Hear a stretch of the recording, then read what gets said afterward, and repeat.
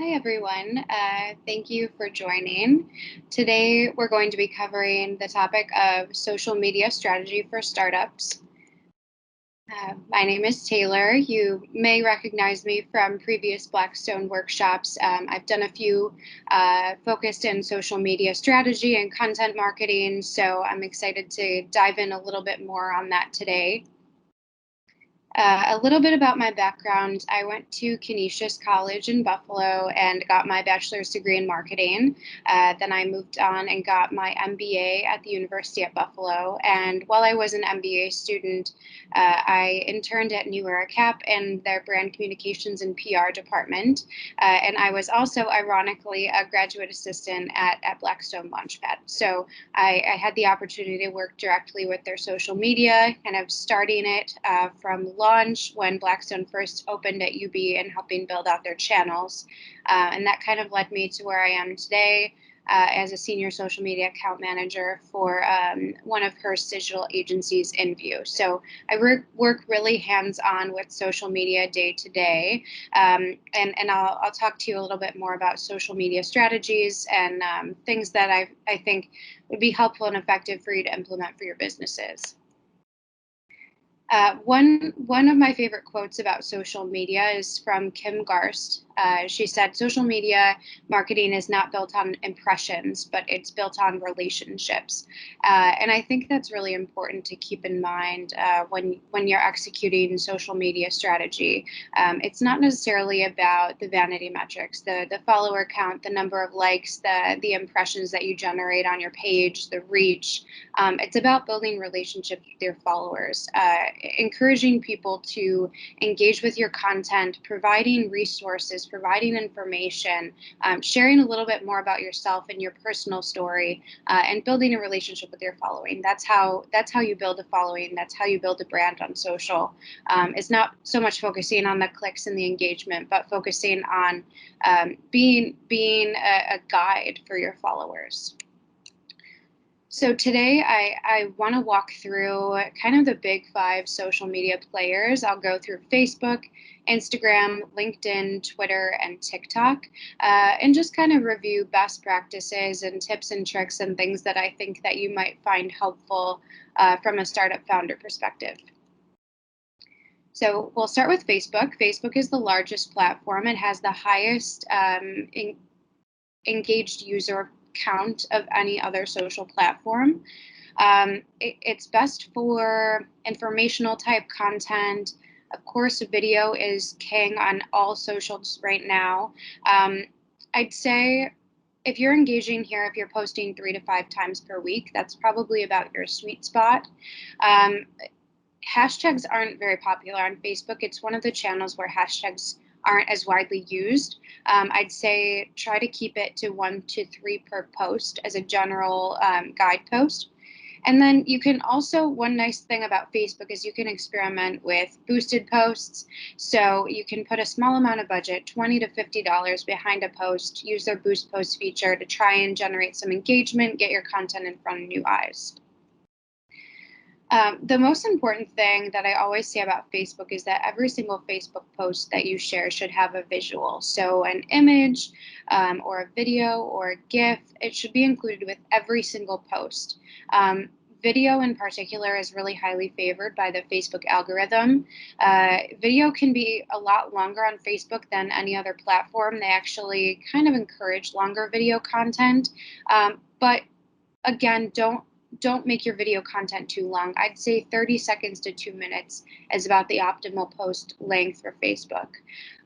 Another interesting thing to note is that the square crop on Facebook works best. So as you see on the right here, this post, it has a 1-to-1 image ratio. So it's square as opposed to rectangular. And what's interesting about the square crop is that it takes up more screen area. So it makes your post more noticeable and more visible. So whenever you're able to have an image or a video that's cropped to square, utilize it. Or even crop it if you're able to, because it really does give a boost to engagement, and you'll want to get that wherever you can. You can also cross-post content from other channels to Facebook. It's a great channel for cross-posting. Even Instagram content you can share on Facebook. Their Instagram is owned by Facebook, so it's really fluid between the two platforms. And this may be self-explanatory, but avoid at all costs low quality, blurry content. You may want to make sure that everything that you post is clean and crisp and cutting and grabs the user's attention. Another thing that's interesting about Facebook is it really highly demotes external links. Facebook wants users to stay on the platform. They don't want people to be clicking off to external links, visiting websites. You don't need to avoid them entirely. It's really unreasonable to avoid them entirely, but be cautious about using them in every single post. And think instead about posting videos, images, or infographics that don't link anywhere, or questions or points of discussion for your followers, or requests for followers to share their photos or their experiences or feedback in the comments. Things like that that keep the user on Facebook are going to get a little bit more engagement because the algorithm will favor them more highly. Another interesting thing that has come out more recently, this is one of the more recent Facebook algorithm updates. Facebook started asking brands to publish more inspirational and uplifting content.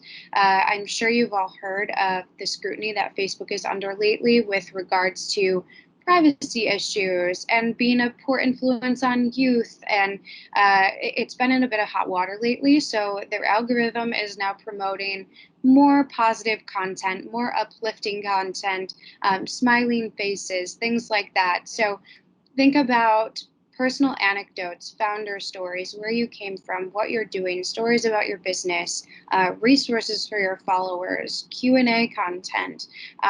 All of these types of things are seen as positive and will be given a boost by the algorithm. And also pay attention to how you're responding to comments on posts and engaging with your following, because that plays a part too. And then another interesting thing for Facebook is that they have their own in-platform tool called Creator Studio. It's accessible from your business's Facebook page, and it'll show you important analytics regarding your engagement. So here you can see which posts are driving the most interactions, how long users spend watching your videos, your follower growth over time.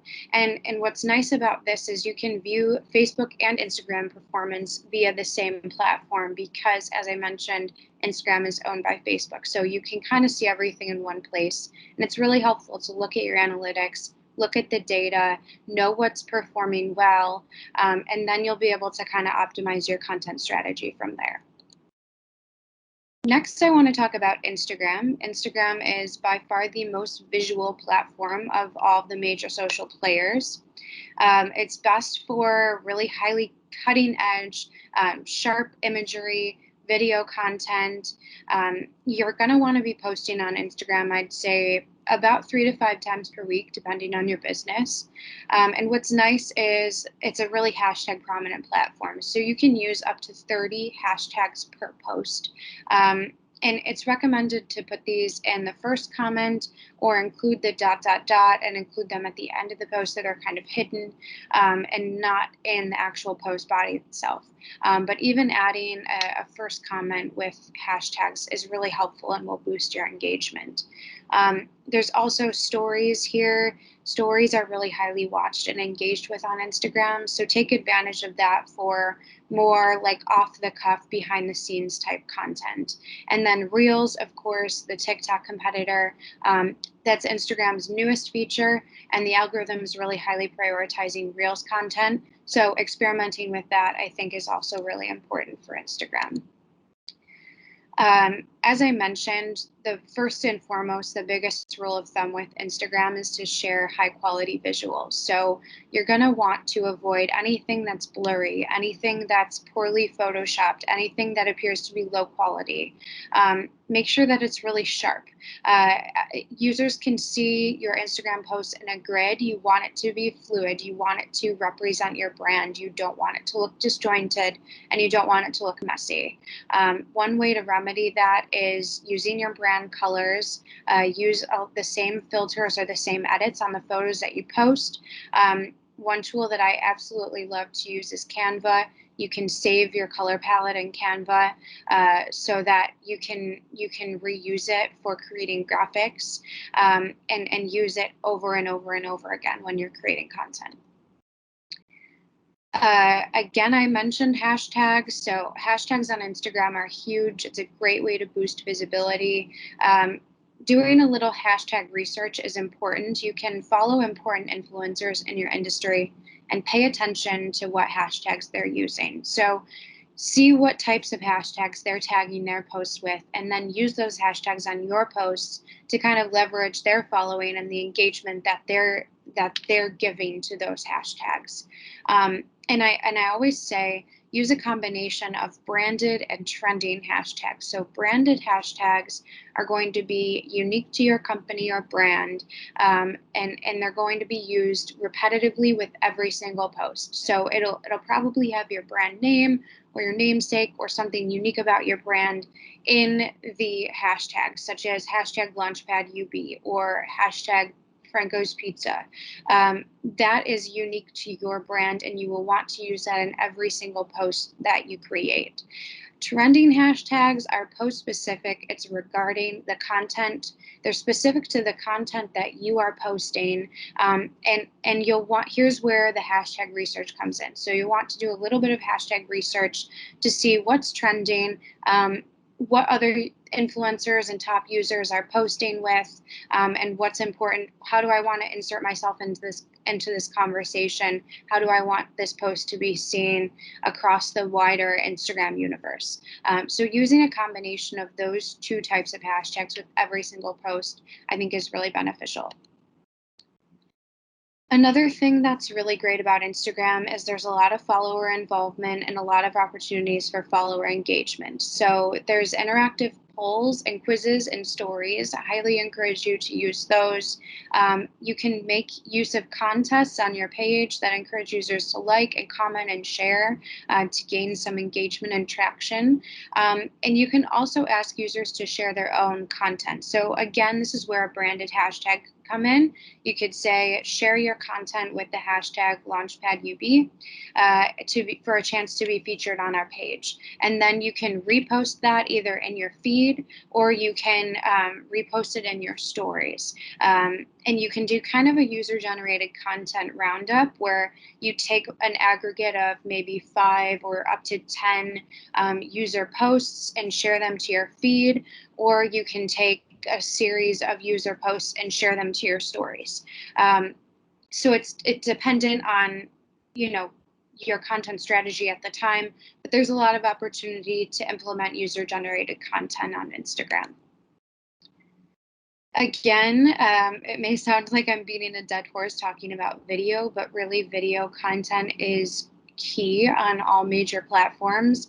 Instagram themselves said we're no longer an image sharing platform, we're a video sharing platform. More recently, their Instagram TV and feed video have been combined into one just general video tab on the Instagram page, and they're trying to market it as more long form video content. So your tutorials, your Q&As, any other maybe slightly longer video content that's a couple minutes up to an hour long, that's going to be the new place for that type of content. And then they're pushing Reels as their short form video content. And that's where you can kind of showcase products, services, details, and features of those products and services, or participate in any of the Reels trends that are going around. But again, it's really important, no matter what kind of video content you produce, and even if it's really off the cuff and nothing polished or fancy, you don't have to by any means work with a production studio. You can kind of workshop things on your own, but I do think it is really important to experiment with video. Another great thing is keeping up with stories on Instagram. Instagram stories are viewed more highly and more often than stories on any other platform. This is kind of your place to share less polished content. So behind the scenes video, event or conference footage if you attend an event and you have photography or videography you want to share from that, user generated content, as I mentioned. And then this is also the place for user engagement, the question box sticker, do some polls, do quizzes, trivia, things like that that users can engage with. Next, we'll talk about LinkedIn. LinkedIn is particularly great for business to business, or if you're particularly business focused clientele, or if you're offering a service to businesses.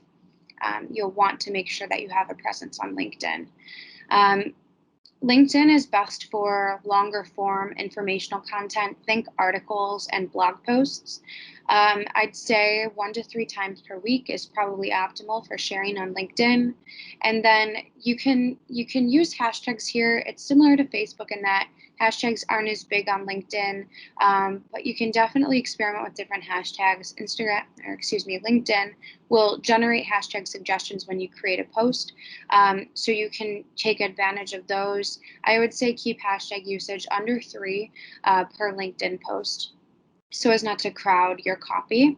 And then you can also, LinkedIn provides a unique opportunity to engage with content posted by larger aspirational brands. So liking and commenting on content that larger brands or bigger companies have posted and kind of inserting yourself into that conversation will actually tell the LinkedIn algorithm to give your content more authority, and promote it more highly on the feed, because they see you as more legitimate and engaging with content that's more legitimate on their platform. One thing to note with LinkedIn, and this is really a rule of thumb for all platforms, but include visuals with your posts. Avoid things that are really text heavy. I mean, even if you're posting a link, it'll create a thumbnail. Just make sure that you have visuals. It's much more captivating, much more eye-catching to have a visual included with your post. Video content, again, is huge on LinkedIn. On average, videos get 5 times more engagement on LinkedIn than any other post type. You can also include multiple images in kind of a collage format for users to click and scroll through. That's a little bit more engaging than a still image would be. You can share PDFs or PowerPoint presentations that showcase your brand story or any other presentations or content that you want to share.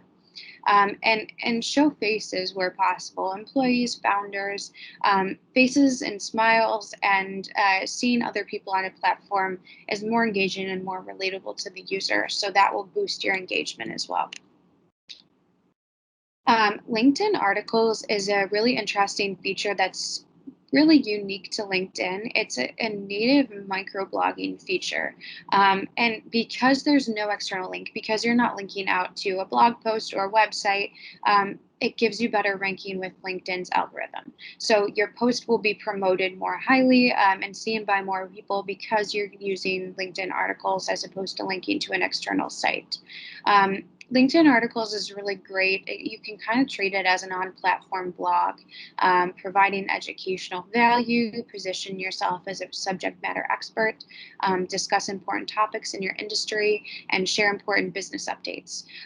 Those are all really great ways to utilize LinkedIn articles, and I think it's a great way to experiment with kind of putting your content out there, maybe some longer form blog type content, and seeing how it performs as opposed to sharing external links. And then leveraging insights from LinkedIn Analytics. I mentioned Creator Studio for Facebook. LinkedIn Analytics is LinkedIn's own in-platform analytics. You can look into post performance, audience growth, likes, comments, shares. You can also take a peek into follower demographics, like what their job is, where they are located, what their industry is, what company size they work for. And leverage this data, look at what content's performed best, look at your top performing posts and what they all have in common. And also look at your demographics. Who are your target users? Who's engaging with your content? And then tailor your content to that demographic. Next, I want to talk about Twitter. Twitter is kind of known as the text platform. It's one of the less visual platforms out of all of the social media players. Um, it's best for short form informational content, as I'm sure you're familiar. And the posting cadence for Twitter is much higher than any other platform because it's so fast paced, it refreshes so quickly. So you can post 15 to 35 times per week on Twitter and not crowd the feed. You can be posting 5 times a day on Twitter and you wouldn't be overdoing it. So really the sky is the limit here. Content disappears really quickly. So it's, as I mentioned, it's really fast paced. And you can also, you don't have to be sharing 5 pieces of original content every single day. You can make use of retweets, share content from other brands, or boost content that mentions your brand as a way of kind of still engaging on the platform, but not writing so much content. So Twitter, the main thing is to keep it short and brief. I would say limit your hashtags to 1 to 2 per tweet. Use images and videos to support whenever possible. It's not entirely necessary for every single tweet, but having an image or a video associated is not a bad idea if you have it available. Um, 6 to 5 seconds in terms of video is optimal. Definitely keep your video content under 15 seconds long. Like I said, brevity on Twitter is most important.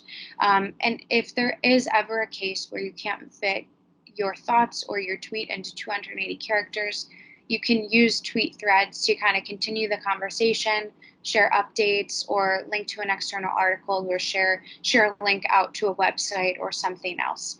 Um, and so that's one nice feature with Twitter is that you can use threads to kind of follow up on your thoughts. Asking questions is also great on Twitter. It's a great place to engage with existing and potential customers. You can get feedback from users on products, services, user experience. You can help your followers. Ask your followers to help you make a decision. And you can also use the polls feature, which is really great to kind of share polls with your following. You can add a variety of choices. You can choose different poll lengths depending on how long you want it to run. You can change the privacy settings, but it's something that's interactive for users to engage with on the platform, which will naturally give a boost to your overall engagement on Twitter. Engaging with users in real time, I think, is also really important. Twitter, as I mentioned, very fast moving platform. So if you want to have a presence on Twitter, you kind of have to be always on. Pay attention to people tweeting at you or mentioning your brand on Twitter and retweet those whenever possible to kind of give that a boost of engagement and have more eyes on that content. And you can also retweet content from other relevant brands, articles that you think your following would find interesting, or cool things going on in the community, or even other founders or startups that you want to support. I think it's a great opportunity to share content that's not necessarily yours, but that is at least tangential to your business mission and your followers would find interesting. Um, and again, Twitter has kind of become this hub for customer service, and I think a lot of users are coming to Twitter for customer service inquiries and or complaints. So keeping an eye on any questions, DMs, tweets from your following, responding to them, and then addressing any negative reviews or experiences that may come up. And overall, just practicing good customer service and being aware of that. Again, Twitter analytics, their in platform analytics is really helpful. You can take a look at your tweet performance. There's a section specifically titled Tweet Highlights, which will show you your top tweet, your top mention, and your top follower. And then you can also look at individual tweets and see tweet impressions, the number of people who saw each tweet, tweet engagements, so the likes and the retweets. And then you can also look at engagement rates, which is engagement as a percent of total followers, to see on average what percent of your following is engaging with each of your tweets. Last but not least, I'll cover TikTok. TikTok is kind of the newest player on the platform, in the platform space. They are very video focused, of course. Um, Ideal posting cadence, I'd say, is about 3 to 5 times per week. We're still kind of figuring out TikTok, the algorithm, how it works. They're kind of still adjusting their algorithm, but 3 to 5 times per week, I think, is pretty standard in terms of producing content. Um, TikTok is great because content here is generally more playful, less polished, and there's a lot of trends for you to capitalize on in terms of content creation. So there's popular sounds and songs that you can create videos with and use those as inspiration for your content. There is certainly no lack of inspiration on TikTok. Um, so, kind of continuing on that thought, keeping an eye on trends is really important. There's new trends constantly popping up on TikTok. So, paying attention to what's trending, what's coming up on your For You page, what popular influencers and big brands are posting, and how can you replicate that for your own purposes. And another important thing is engaging with that popular content. So, are you liking the popular content? Are you liking and commenting on things on the For You page? Are you commenting and liking on things that big brands are posting? Make sure that you're inserting yourselves into those conversations and kind of using that engagement to your advantage. Um, I think out of all of the platforms, hashtags are most important on TikTok. I could argue that Instagram is equally important, but the TikTok Discover page is curated based on trending hashtags. So it's really important for you to know your hashtags and how to use them. So pay attention to those trends, what hashtags are associated, and then use those with your content. On TikTok, there are three different types of hashtags. There's topic based, which is descriptive, it categorizes your content. Similar to Instagram, these are going to change with every single post. With different content, you're going to tailor it to the type of content and what's trending. Then there's branded hashtags, which again are specific to your brand or company. So it'll be the same throughout. It'll be the same branded hashtag. It's that hashtag Launchpad UB that you would share with every single post and keep it consistent throughout. And then, of course, there's hashtag challenges on TikTok where brands or celebrities will share a TikTok challenge with a hashtag, and then you can share content in alignment with that hashtag. And keeping that in mind when you're creating your content as well. The biggest thing about TikTok is that you don't need to aim for perfection. It's meant to be off the cuff. It's meant to be informal. Users aren't on TikTok to look for content that's really polished or stuffy or really super visually and aesthetically pleasing. They want people to share content that's real and raw. Most people who have found success on TikTok are ordinary people who just happen to make entertaining content and share entertaining videos. It's not necessarily celebrities or brands, and there's a reason for that. So this is a great place for you to experiment with different songs and sounds and special effects, thinking outside of the box, testing and learning different content strategies. TikTok is really the place to experiment if you want to try out different types of content. And then again, I always talk about analytics, but I do think it's important to kind of measure results. TikTok analytics is still kind of rudimentary. It's in its early stages because it's a newer platform, but you can still see video views, profile views. You can see how many times your content was shared. You can see the average time spent watching your videos. And then if you have more than 100 followers, you can also see follower insights, which will show you demographic information like gender and location and follower activity. So important to kind of keep a pulse on that as well. That is really all I have for today. I think if there's one major takeaway from all of this, it's to focus first on being a resource for your followers, provide the information they're looking for on the right platforms at the right times, and if you do all of the right things, then focus on that relationship building and not necessarily focusing on the impressions or the clicks or the vanity metrics. All of those things, the likes, the engagement, and the growth will naturally follow. Thank you all for listening. If you have any questions, feel free to shoot me an email at this address. And otherwise, I will be available next Thursday for the interactive Q&A if you have any questions for me specific to social.